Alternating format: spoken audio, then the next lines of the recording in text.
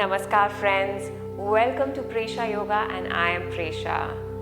This is Learn a Yoga Pose series and today we are going to learn Utkatasana, chair pose.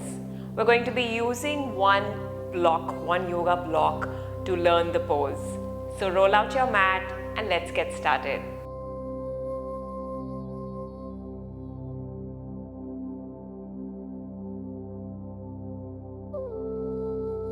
For chair pose, we're going to come standing first in Tadasana. And as always, when we stand in Tadasana, you want to stand tall, arms extending to the sides, and you're going to lift your chest up, lift your kneecaps. Good. Find a nice long spine, so you don't want to arch or you don't want to round too much. It has to be in a neutral position. Now from here, we're going to start to use the block first. I'm standing hip width apart with my feet, so we're going to start from there. Just lift your toes up off the mat and spread them like big webs, and then bring your toes down to ground. Now with your block, place it just between your thighs, and while you place it, you're going to now start to engage your inner thigh muscles to squeeze the block constantly, okay? Now I want you to bend into your knees and take your seat back as if you were going to sit on the chair at the back edge of the chair. So take your seat back, good. And then you're going to extend your arms all the way up. Now if this is too much, you can start with first hands to your heart center as well while you're practicing and you're in the process of learning the pose.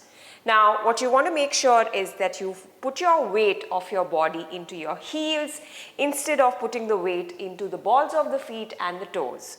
Okay? And then you don't want to arch too much with the back, so slightly tucking down under, keeping your spine elongated, a slight lift in the chest, and you want to draw your core, your belly button towards the spine.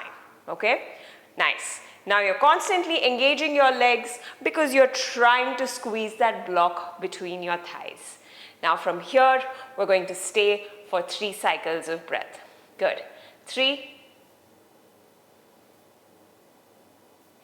2, 1. Perfect. Let's stand up, remove the block, shake it off with the legs. And let's try that again with the block. This time, let's extend the arms all the way up, okay? While we stand with the feet hip width apart, we're going to place the block between the thighs.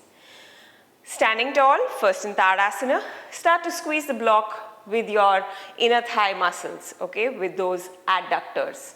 Now, with an inhale, we're going to lift the chest up, exhale, bend your knees, take your seat back.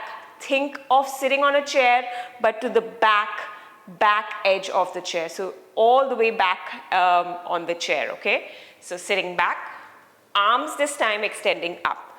Again, you want to lift your chest up and you want to draw your core in. If getting too low in chair is a problem, start from like a high chair. This is pretty good enough as well. Again, please don't put your weight and don't let your knees go forward like this. Take your knees back and put the weight of the body onto your heels, instead onto your toes and the balls of your feet. Perfect. Let's hold it here for 3, 2, 1. Nicely done, friends. We're going to come up, remove the block this time, keep it to the side, shake it off again with the legs, and let's this time try the pose without the block. So keeping that muscle memory of squeezing the block between your thighs when you're taking your chair pose, okay? So backward feet hip width apart, spread your toes, plant your toes down, find your grounding, so find strength from the ground, from earth beneath you. Then you want to relax your shoulders away from your ears. Do not lift your shoulders up anytime during the pose. Shoulders down. Nice big inhale, reach your arms up, bend into your knees, seat back, back, back. Good. Lift your chest. Draw the belly button to the spine. And we're going to take 3 cycles of breath here. So inhale. 1. Exhale. Inhale. 2. Exhale. Inhale. 3. Exhale. Pressing your heels into the mat, stand up.